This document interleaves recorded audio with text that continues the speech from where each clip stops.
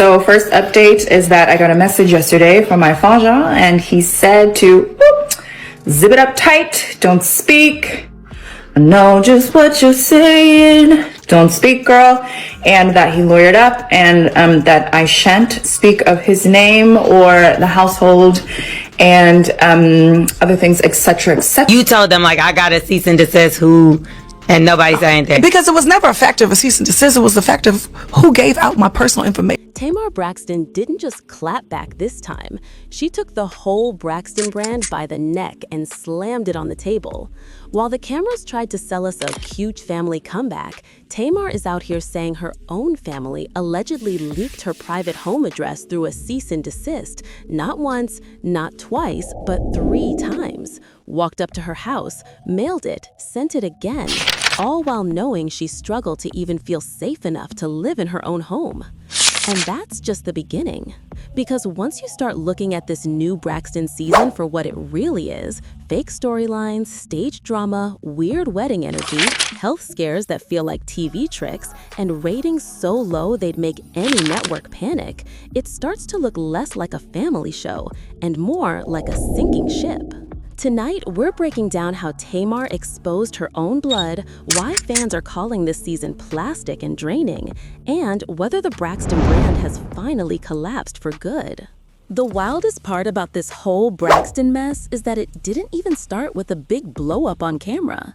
It's So for me, it took me a long time to actually buy a house here that I actually lived in. Like, I have 3 that's just sitting here in the city because I just didn't feel safe enough to move into. Yeah, so when they gave out that address, she just felt like they already knew what you was going through. Yeah, man, because not only did he send it to my house once, he sent it to my house 3 times. He sent it to my house. He had someone walk it up to my house. He sent it where they sent it through U.S. mail. And then they sent it through. You told them, like, I got a cease and desist and nobody said anything. Because it was never a fact of a cease and desist. It was the fact of who gave out my cameras and move on like her life wasn't just put at risk. But Tamar being Tamar, she didn't do that.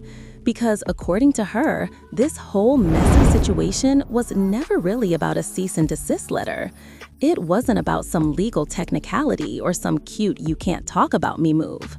She said, the real issue was way more serious than that. It was about her personal information being exposed. It was about her home, her address, the one place any normal person is supposed to feel safe.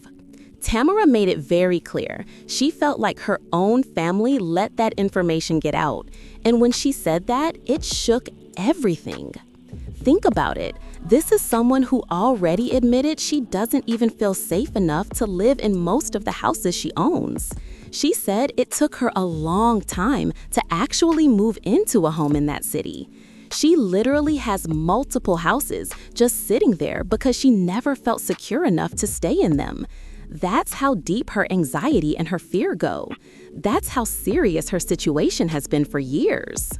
So when she says that address got passed around through a cease and desist, it hits different. She said it wasn't just emailed to some lawyer's office. It didn't just stay in some private inbox where only professionals would see it. She says it was once by someone literally walking up to the house. Once through the United States mail. I'm back. You know what? I didn't tell you that Tiffany and Kizzy did my beautiful face, my hair. Don't be jealous, boys and girls. There's times when I will walk away, but there are times when I will defend my kid. They're my kid. What's wrong with you? I mean, no more than what you would do, okay? I say this. You're jealous. You wish it was you. Okay? You need to stop. S-T-O-P. You need to cut it. Yeah, you need to cut it. You need to stop. Don't do that. And if you think that something is wrong with it, pray about it. That's all you need to do. If they're doing something that you don't like, think about it. Well, and what do you have? She was focused on the betrayal. And she wasn't talking like this came from strangers. She was talking like this came from inside the circle. And that's when social media started buzzing. Even fans who usually try to stay neutral about Braxton family drama were like, wait, hold on. You're telling us the same people who smile on camera and talk about family and forgiveness and sisterhood are the ones who allegedly let your address float around like that? That's dark. For someone who already struggles with feeling safe, that boundary being crossed feels like a direct attack. And the way she told it, she didn't feel like anybody around her wanted to own up to what really happened. She said people were acting like this was all just some big misunderstanding, like she was overreacting, like the whole thing was just a paperwork issue. But in her mind, it was simple. Someone gave out that address, and nobody wanted to say who. Nobody wanted to admit they had crossed that line. It doesn't matter how you dress it up for TV. Once that trust is broken inside a family, especially a famous one, it changes everything. Because remember, this is not just a regular family argument. This is a family with cameras rolling, producers pushing storylines, networks chasing ratings, blogs watching every move, and fans reacting to whatever gets shown. So when Tamar says her address ended up tied to a cease and desist that kept getting delivered to her front door, you have to ask yourself the same question she was asking. Was this about protecting someone's image, or was it about protecting her actual life? She made it very clear that she wasn't going to sit there and pretend she didn't know what was going on. She told them to stop acting like they didn't understand why she was upset. She wanted people to stop hiding behind legal language and start talking about what really happened, which is that her sense of safety was violated. And the wild part is, all of this is happening at the same time as the big Braxton family comeback on TV. On one screen, you've got the sisters sitting around tables, smiling, arguing, laughing, going through the motions of a family trying to pull it together again. But outside of that glossy edit, you've got Tamar saying, my privacy wasn't protected, my house wasn't protected, and the people who should have had my back acted like it was no big deal. That's where the words fake storylines really start to make sense.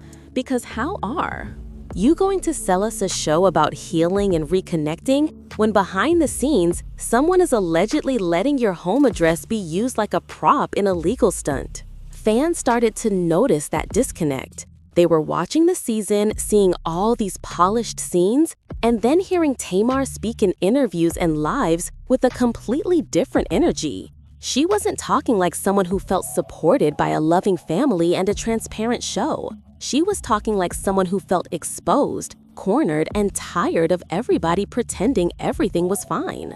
And that's really where this whole Braxton brand issue begins. Not with a ratings chart, not with a wedding, not even with a wig or a dress or a storyline. It starts with trust. And once Tamar said out loud that her trust had been broken in this way, it forced everyone watching to ask themselves a simple question. If they're willing to risk each other's safety to keep a narrative going, what else are they willing to fake for the fake? Cameras. What made everything even messier was the timing. Because while all this real-life betrayal was happening behind closed doors, the show was trying to sell us a shiny reunion on screen like nothing was wrong. That's where people really started to side-eye the whole Braxton comeback, because the vibes on television did not match the energy Tamra was bringing when she spoke about what was really going on. And if there was one moment that exposed just how off everything felt, it was that 2-hour wedding finale. You would think a Braxton wedding on national television would be this glamorous, emotional, unforgettable event. Instead, it felt like watching a last-minute backyard function somebody tried to dress up as a fairy tale. It was chaotic in all the wrong ways and awkward in a way you can't edit around. From the minute the episode started, it felt like the producers were throwing everything at the wall to see what would stick. Scenes were jumping from one random emotional beat to another. One minute there was a forced heart-to-heart, the next minute somebody was crying, then suddenly jokes, Then an argument that didn't even feel fully explained. It didn't flow like a real family celebration. It felt stitched together, like a highlight reel from a day nobody actually enjoyed. And let's be honest, people noticed who wasn't there just as much as who was. For a family with this much history and this much connection in the industry, fans expected at least one big name to pop up, even as a surprise guest. Someone with that superstar aura, a reminder that this is still the Braxton legacy we're watching. But the guest list looked like a regular neighborhood gathering. It didn't scream legendary family event. It whispered, we just needed bodies in chairs. Viewers were online making jokes, saying it felt less like a televised wedding and more like a cookout where somebody decided to get married between the potato salad and the paper plates. There was no sparkle, no wow factor, no moment where you felt the weight of the Braxton name. Instead, there was this heavy sense of something missing, something off, something that couldn't be fixed with flowers and soft lighting. Then there were the visuals. People usually expect Tamara to show up and shut the whole room down with her look. Love her or not, she's known for bringing a certain level of drama and polish to her appearance. But that purple dress had the internet confused. It wasn't that people thought she was ugly or didn't look nice at all. It was more that the moment didn't feel styled to match her status. It felt underwhelming, like the energy of the whole event dragged everything down, including what she wore. Sean's hair situation didn't help. That wig became its own topic online. People were replaying clips, zooming in, taking screenshots, asking what exactly the stylist was trying to do. It wasn't giving sharp, it wasn't giving finished. It looked like one more sign that no one behind the scenes really had a clear vision for this supposed big moment. When even the hair looks confused, you know something deeper is off in the planning. Then there was Sister Trina. She pulled up, smiled, posed, showed face, and then slipped out early like she had somewhere much more interesting on her schedule. And honestly, nobody could even blame her. Watching that energy on screen, you could almost feel the tension pressing down on everyone. It didn't look like a room full of people celebrating love and family. It looked like a space where everyone was trying their best to get through the day without letting the real issues explode on camera. The whole time, you could almost sense that there were unspoken conversations hanging in the air, things left unsaid, eyes looking away at the wrong moments. It was like everyone was acting around a wound they refused to show, and viewers felt that. Even through the edits and the music and the pretty decorations, that stiffness came through. Smiles didn't fully reach eyes. The hugs didn't feel as warm as the narration wanted them to be. So when you put that awkward, low-energy wedding next to Tamara's raw comments about her address being leaked and her home not feeling safe, it's hard not to see the split. On one side, you've got the TV version of the Braxtons, putting on a polished, emotional narrative about family, love, and moving on.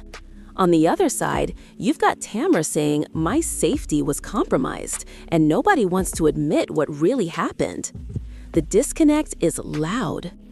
For a lot of fans, that's where the word fake really started to stick to this new season.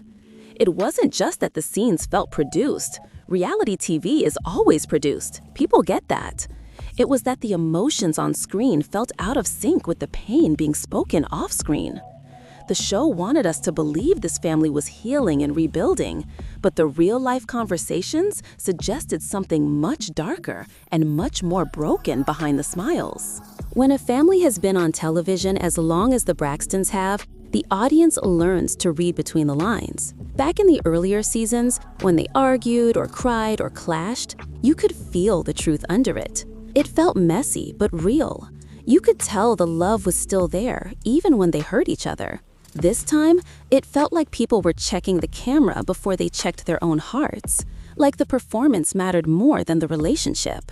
So when that finale aired, it didn't land as a powerful closing chapter to a hard emotional journey. It landed like a forced ending to a story nobody truly believed anymore. Everything looked like it was turned up for effect, but hollow underneath. And after all the buildup, all the promo, all the years of history, that kind of ending hits harder than a regular show flop. It looks like a brand losing what made it special in the first place. Because at its core, the Braxton brand was never just about music, fashion, or witty one-liners.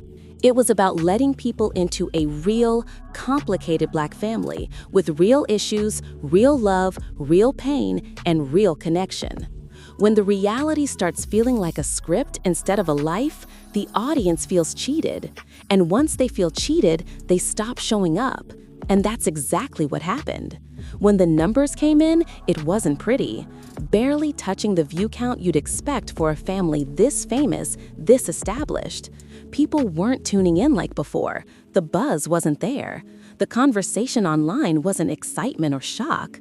It was mostly disappointment, confusion, and a lot of something right here. And the hardest part is, you can't fix that kind of reaction with more drama. You can't stage your way out of a trust problem. Once viewers feel like they're being fed a performance instead of a truth, every tear looks suspicious, every confession feels rehearsed, every heartfelt talk sounds like it's being delivered to the lens instead of the person sitting across the table. So now you've got Tamar openly talking about feeling exposed and betrayed. You've got a wedding that looked like a rushed event instead of a meaningful milestone. You've got an audience that's tired, drained, and not afraid to say it out loud. And right in the middle of all of that is the Braxton name, trying to hold on to its shine while the cracks in the mirror keep getting bigger and bigger. The thing about cracks is, once you start seeing them, you can't unsee them. And with the Braxtons, once the shine wore off, people started noticing all the little moments that didn't sit right. It wasn't just the wedding. It wasn't just the awkward smiles or the flat energy. It was the way certain names kept getting pulled into scenes, the way certain stories were told, and the way others were carefully blurred out. One of the biggest examples of that was how Towanda kept reaching for Tracy's name. Now, nobody is saying grief is neat or pretty or follows a strict pattern. Losing a sibling is the kind of wound that never really closes. But viewers who have been watching this family for years started noticing a pattern that felt off. Whenever things on screen started getting quiet, whenever attention drifted, suddenly Tracy's memory would get pulled back into the conversation. And in this new season, it didn't always feel like it came from a place of raw, unrehearsed emotion. It sometimes felt like a lever being pulled. That scene with Towanda getting emotional over Tracy's signature is where a lot of people checked out spiritually, even if they kept watching with their eyes. There she was, holding on to this tiny detail like it was the heaviest thing in the episode, letting tears build up, letting the camera zoom in. But for a lot of viewers, it did not land as a moment of deep, private grief. It landed like a setup, like someone had decided, okay, this is the scene where we make people cry. People watching from home were confused. They weren't heartless, weren't immune to the pain this family has gone through. But the framing felt off. Instead of feeling like a genuine moment of missing her sister, it felt like another scene where Tracy's legacy was being used to pull sympathy, to patch over deeper issues that never actually got addressed on screen. And that's what hurt fans the most, because Tracy was loved in a different way. People still feel protective of her, even now. When you mix that with the way rumors have been swirling about Towanda's own household, it gets messier. On camera, she's proudly talking about her son's journey, presenting this clean version of his path, a success story that fits neatly into a reality television edit. But then you have blogs and online discussions saying something completely different, whispering about expulsion, struggles, substance-related issues, and battles that never see the light of day on the show. So now viewers are left asking, which version is the truth? And the problem isn't that families want to protect their kids. Every parent has the right to keep certain details private. The problem is when what's being shown starts to look less like privacy and more like rebranding. When the public narrative doesn't just skip a detail here and there, but starts to actively contradict what people are hearing elsewhere, that's when things begin to feel dishonest. And that dishonesty sticks to the show like smoke. Then you add Vaughn's health scare into the mix and the confusion multiplies. The storyline said he had to leave early because his potassium levels were dangerously low, which is no joke. That kind of thing can be serious, especially when someone already has cardiovascular issues, clogged arteries, all the things they mentioned. So of course, in theory, viewers would be concerned. But the way it played out on camera didn't sit right with a lot of people. Instead of feeling like a quiet, tense moment where a family is truly shaken up by a loved one's health, it felt almost like a beat in a script. The pacing, the timing, the way the scene was cut together, it all had that familiar reality television shine that makes everything look just a little too perfect, even when the subject is supposed to be scary. And when you've already spent a whole season feeling like scenes are being stretched for drama, even a real medical situation starts to look suspicious through that lens. Some viewers pointed out that it felt like the show was trying to wring as much tension as possible out of a serious health issue, without giving enough depth or context to make it feel human and grounded. And that's where people get uncomfortable, because no one wants to accuse a family of faking sickness. But at the same time, nobody wants to feel like someone's real condition is being shaped into a tidy television moment either. It put the audience in a weird spot where they didn't know what to believe, and that's not a good place for a reality show to be. And all of this is happening while the kids, who should be a natural part of any family story, feel like their presence is foggy at best. Names like Brookie and Sean float in and out, mentioned here and there, but never really developed. Questions pop up, then vanish. Something gets hinted at, then quickly brushed past. It's like trying to watch a movie where half the important characters are being filmed through frosted glass. The result is a season that feels both overexposed and underexplained at the same time. On one hand, you've got tears, confessions, and dramatic moments pushed right into the center of the frame. On the other, you've got glaring gaps where the full picture should be. We hear about conflict, but never really see the real conversation. We hear about big life events, but rarely get the honest story behind them.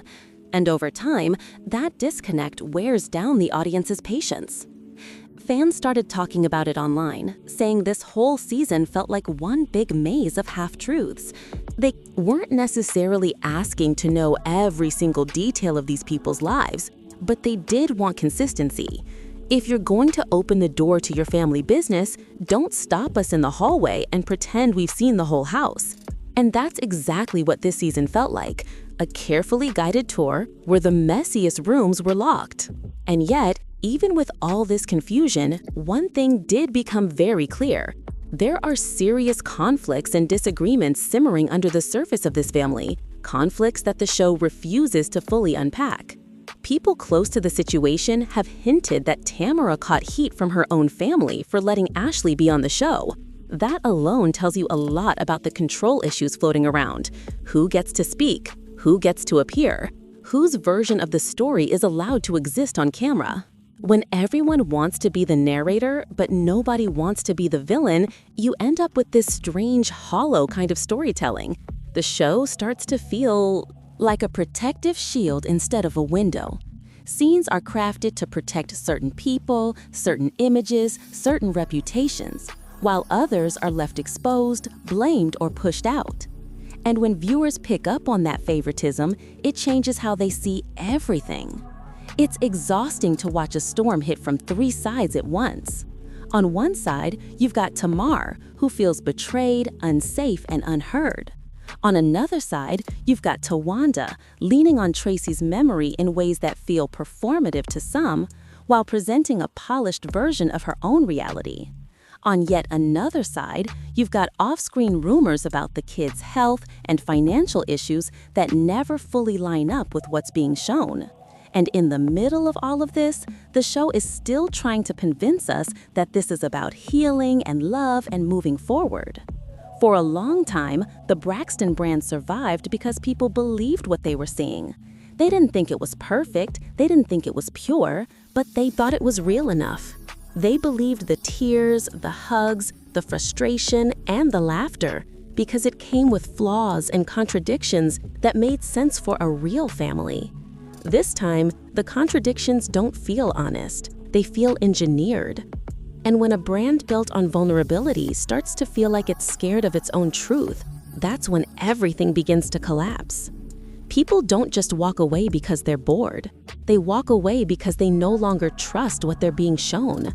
And once the trust between the audience and the story breaks, it almost doesn't matter how dramatic the next scene is. It's just noise on top of doubt. That's the place the Braxtons seem to have landed in this season. Every new emotional moment has a question mark hanging over it. Every soft music cue, every tearful confession, every carefully lit heart-to-heart feels like it might be hiding more than it reveals. And when you add Tamar's very real, very raw accusations about her address being leaked and her safety being ignored, it's hard not to feel like the entire foundation of this family's public image is shaking. And the truth is, once a story reaches that point, you can't fix it with a prettier dress, a better wig, or a longer episode. You can only fix it with honesty, and that is the one thing this season seemed completely unwilling to give. If there's one person who really shows how deep this disconnect goes, it's Tamar Braxton, because on paper, she's the anchor, the legend, the one whose name alone still carries the most weight. And yet, even her part in this season had people tilting their heads, wondering what exactly they were supposed to believe. For years, Tani has spoken openly about financial struggles, bankruptcies, debts, money issues that came with fame, bad deals, and life happening in real time. People respected that vulnerability. They saw her as someone who had been through it, who wasn't afraid to admit that success doesn't always mean stability.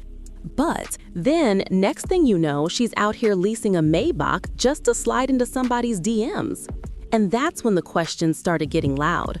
Because it's not that people don't want her to enjoy nice things. She's earned luxury more than once. It's that the story she's telling with her words doesn't always match the story she's telling with her choices. One day it's "I'm broke," the next it's high-end cars and expensive moves. Fans aren't stupid. They know life is complicated. But when the narrative keeps flipping without explanation, it starts feeling less like honesty and more like image management.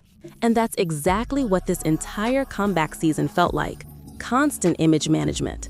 Instead of a woman honestly navigating aging, health scares, career changes, and real-life pressure, we saw Toni moving like someone trying to hold on to an old version of herself, sticking close to certain family members, pulling away from others, choosing sides in quiet ways that still show up. And every time she chose to stand beside a polished storyline instead of a messy truth, the audience felt it. This season could have been her chance to really sit down and open up. To say, yes, I've made mistakes. Yes, I've been confused. Yes, I've tried to protect the wrong people or the wrong things at times. It could have been the season where we saw Toni the human being, not just Toni the icon. Instead, what we got was a version of her that felt guarded, rehearsed, and too aligned with the side of the family that seemed the most invested in controlling the narrative.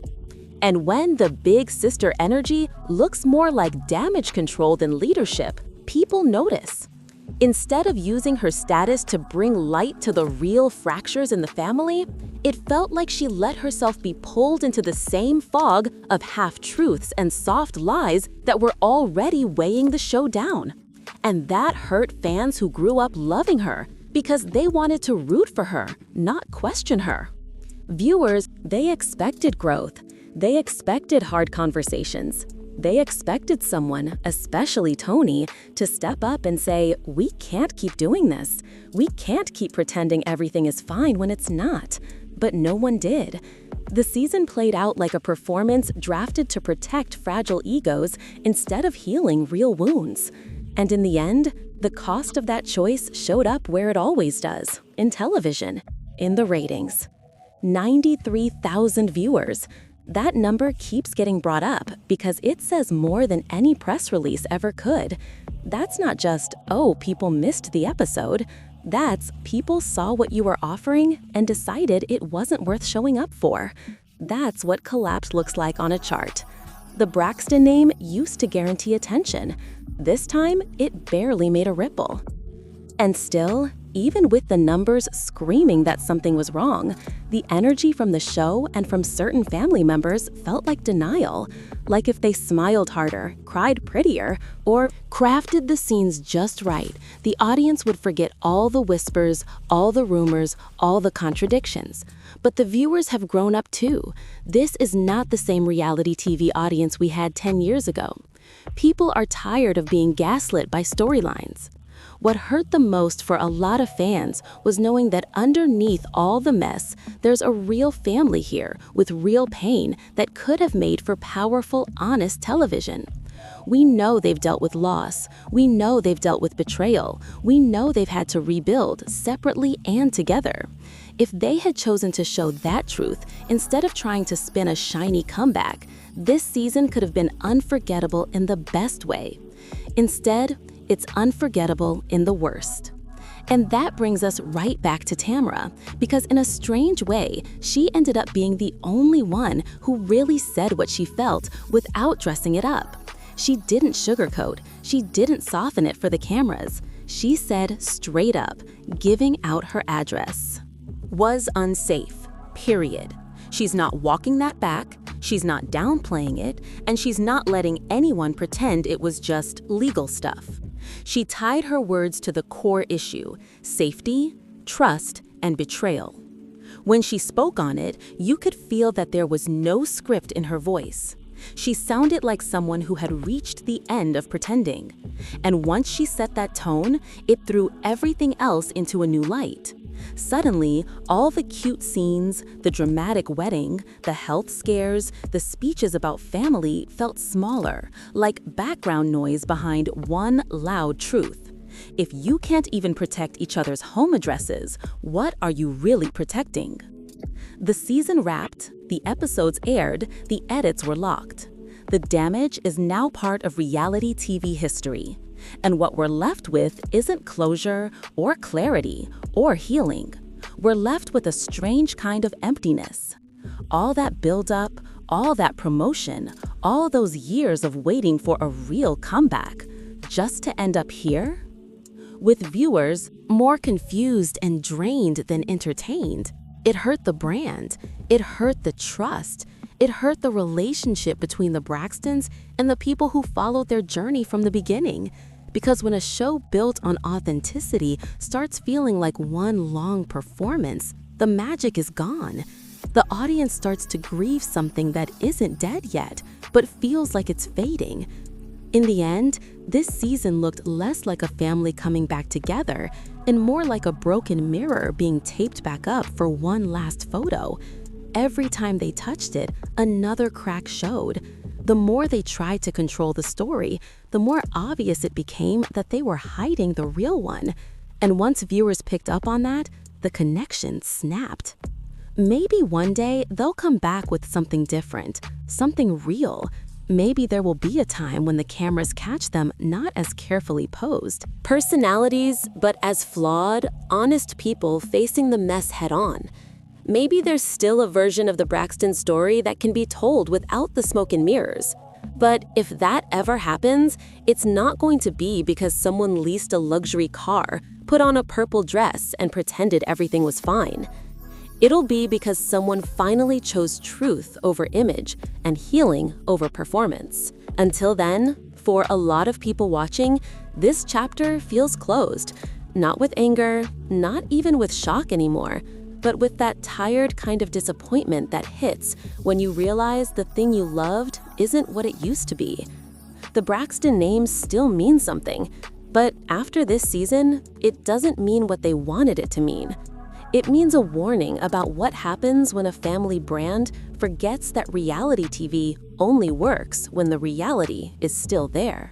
If you made it this far, you already know this wasn't just another messy reality TV season. This was a whole brand showing its cracks in real time. So now I want to hear from you. Do you think Tamar was right to call out her own family for putting her safety at risk? Or do you feel like there's more to the story that we still haven't seen yet? Did this comeback change the way you look at the Braxtons? Or were you already side-eyeing the franchise before this season even aired? Drop your thoughts, your theories, and your own read on the situation in the comments, because this conversation is not as simple as Team Tamra versus Team Braxton. And if you like deep dives that go past the surface, break down the fakery, and actually talk about what's really going on behind the scenes, make sure you hit like, subscribe, and turn on notifications. That way you won't miss the next scandal, the next breakdown, or the next celebrity brand that might be quietly falling apart right in front of us.